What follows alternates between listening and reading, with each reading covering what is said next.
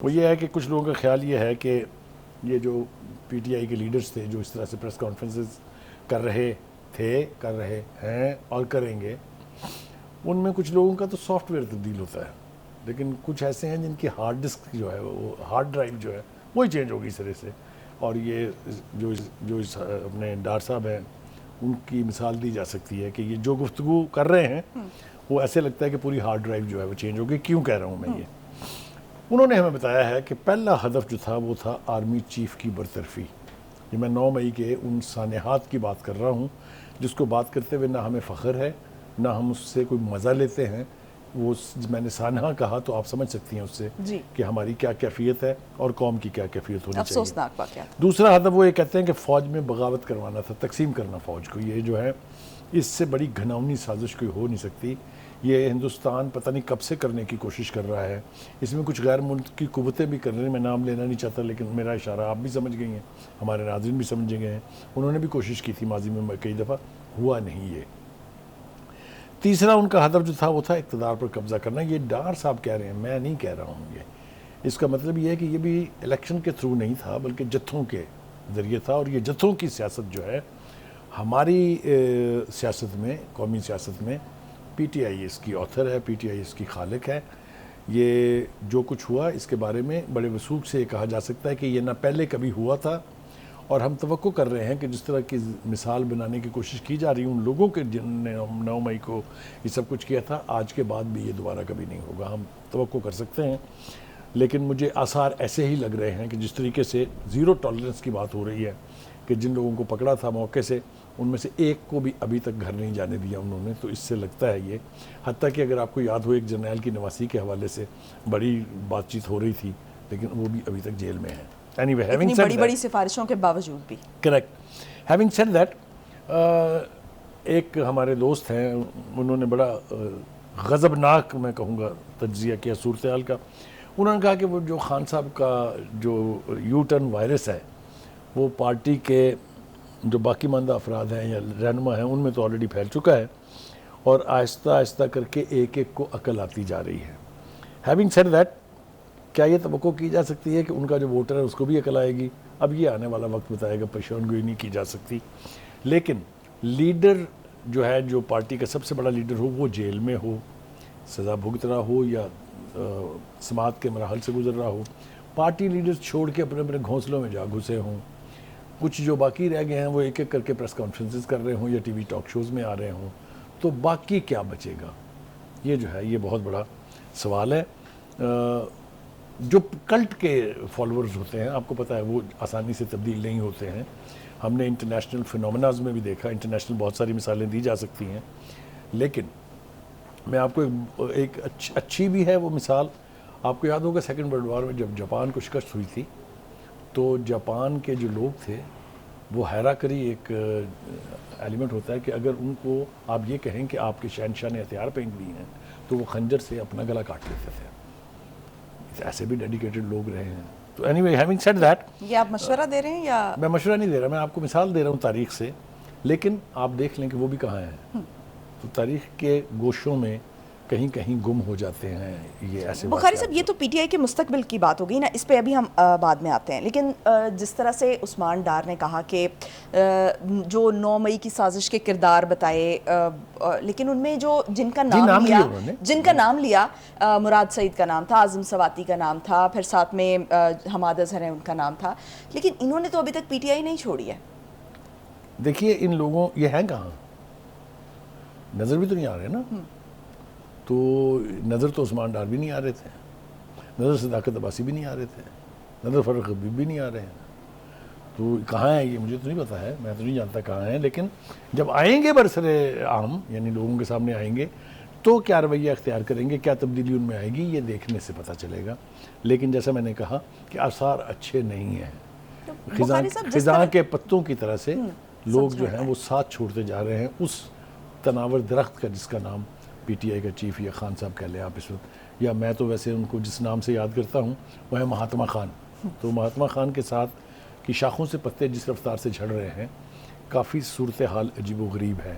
یہ قسم پرسی ہم نے پہلے کسی پارٹی میں نہیں دیکھی ہے.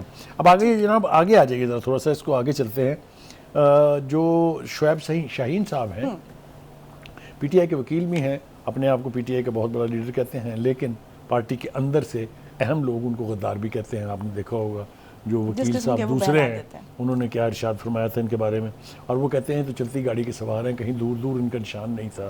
ہیونگ سیڈ دیٹ, وہ یہ کہہ رہے ہیں کہ جی عثمان ڈار کا اچانک منظر عام پر آ جانا جو ہے اور ایسا بیان دینا جو ہے, یہ ویسے ہی ہے جیسے اعظم خان صاحب غائب ہوئے تھے اور اس کے بعد پھر انہوں نے 164 کا بیان اپنا جو ہے مجسٹریٹ کے سامنے کروا دیا تھا. یہ اوور سمپلیفیکیشن ہے حقائق کی. اب جہاں تک بات پہنچ گئی ہوئی ہے نا, وہ یہ ہے کہ وہ وعدہ معاف گواہ بن چکے ہوئے ہیں سائفر کیس میں, اور کیس اس کے بعد بہت سنگین صورتحال اختیار کر گیا ہے. اور کچھ لوگوں کا خیال یہ ہے جو جانتے ہیں قانون کو یا جو سمجھتے ہیں کہ ڈائریکشن صورت کیا ہے, ان کا خیال یہ ہے کہ بچنا خان صاحب کا اس میں نہ صرف یہ کہ مشکل ہے بلکہ وہ تو ناممکن قرار دے رہے ہیں اس کو. چلیے جناب, وہ کہتے ہیں کہ عثمان ڈار صاحب اگر رضاکارانہ بیان دینا چاہتے تھے تو وہ اتنے دن سے غائب کیوں تھے؟ وہی سوال جو ہم نے پہلے پوچھا ہے اور جو بار بار پوچھا جا رہا ہے. اب آ جائیے جناب, صورتحال جو ہے تو بخاری صاحب, یہ جو ان کی والدہ جس قسم کا بیان دے رہی ہیں, وہ خواجہ آصف پہ الزام لگا رہی ہیں, اور جس طرح سے وہ آ کے کہہ رہی ہیں کہ عثمان ڈار نے سیاست چھوڑی ہے, میں نے تو نہیں چھوڑی. دیکھیے گزارش یہ ہے کہ بیٹے نے اپنے خاندان کی خاطر یہ سب کچھ کیا ہے, اور ماں جو ہے وہ اپنے بیٹے کے لیے کچھ بھی کرے گی. تو مجھے نہیں لگتا کہ یہ اتنا بڑا اختلاف یا خلیج دونوں کے بیچ جو ہے وہ زیادہ دیر تک قائم رہے گی. بیٹے کے لیے یا تحریک انصاف کے لیے؟ ماں بیٹے میں پہلے. ابھی تو دونوں اپوزٹ سائڈ پہ کھڑے ہوئے نظر. دیکھیے, میں نے کہا نا آپ سے کہ بیٹا جو ہے وہ ماں کے لیے بہت اہم ہوتا ہے, تو الٹیمیٹلی دیکھنا یہ ہو پرویلز. تو ہم اس وقت اس کو جج نہیں کرتے ہیں, اس کو چھوڑ دیتے ہیں کہ صورتحال کیا ہوگی. آگے آئیے جناب. دھچکے جو ہیں میں جو جی میں عرض کر رہا ہوں وہی جو میں نے کہنا شروع کیا تھا کہ خزاں کے پتوں کی طرح سے لوگ جھڑ رہے ہیں. حافظ آباد میں کافی پینیٹریٹ کیا تھا پی ٹی آئی نے, چاہے وہ جیسا بھی نتیجہ تھا, لیکن فیکٹر مینس کے وہاں سے ان کے 2 MP اور ایک تحصیل ناظم جو ہے وہ الیکٹ ہوئے تھے. انہوں نے نہ صرف یہ کہ تحریک انصاف چھوڑنے کا فیصلہ کیا ہے, بلکہ انہوں نے نون لیگ میں شمولیت اختیار کر لی ہے. یہ بھی میرے خیال سے ایک بہت بڑا جھٹکا ہے. اس سے پہلے کہ ہم پی ٹی آئی کے اس جلسے کی بات کریں جس کی انہوں نے اجازت مانگ لی ہے, میرے خیال سے ان کے ایک وکیل کا بیان جو ہے اس کے اوپر تبصرہ بہت لازمی ہے.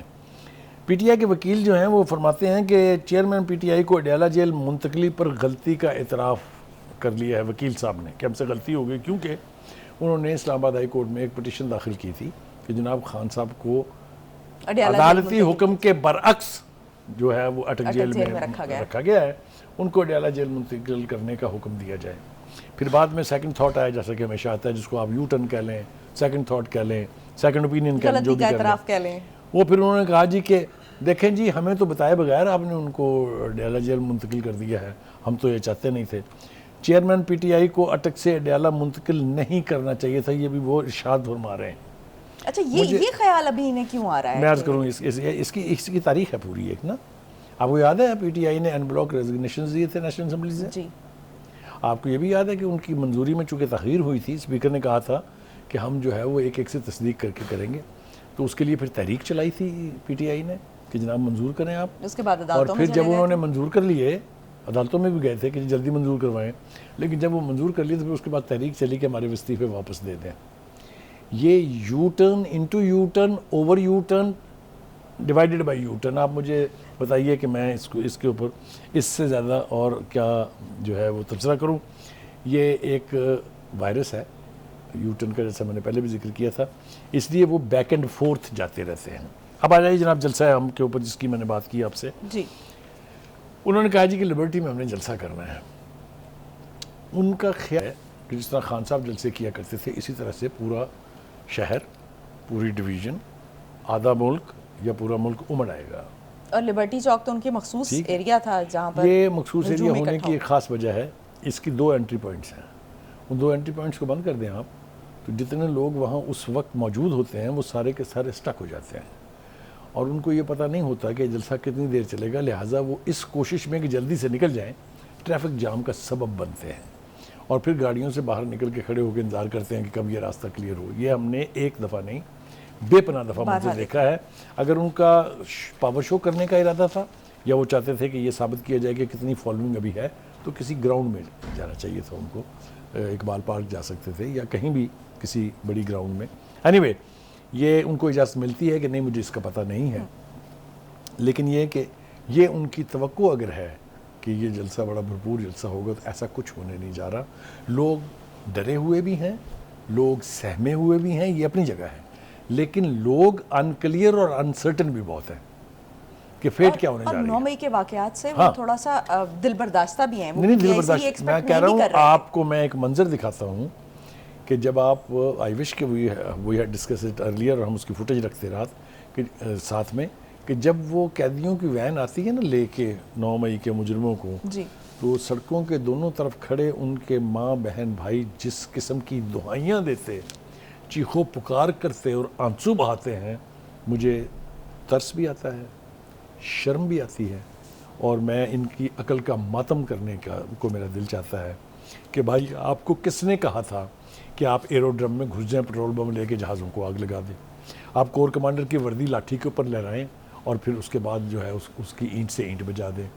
تو بھائی جنہوں نے مشورہ دیا تھا پھر انجام اس کا ویسا ہی ہونا تھا نا، تو وہ انجام تو ہو رہا ہے، لیکن ان کے جو وارثان ہیں ان کی آہو بکا جو ہے اس کے اوپر دل جو ہے منہ میں